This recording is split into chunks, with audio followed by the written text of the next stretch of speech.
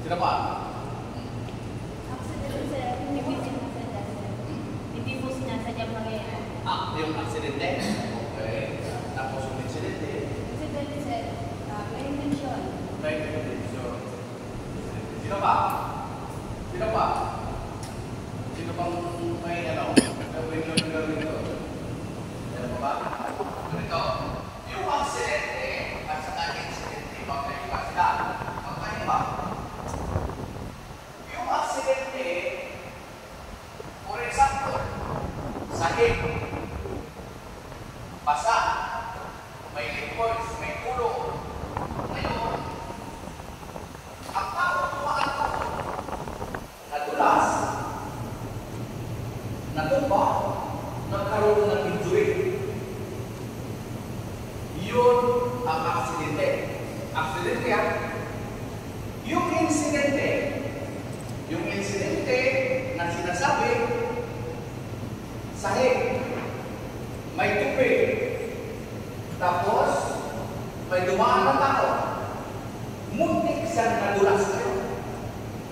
Kung hindi siya nadulas, muntik lang yung lifestyle ng kalaman.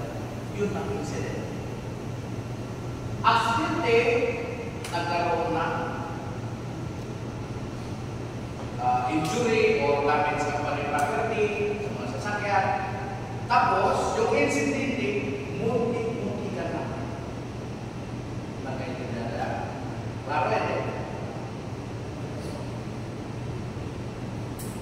Yun ang pinagkaiba ng aksidente at saka insidente.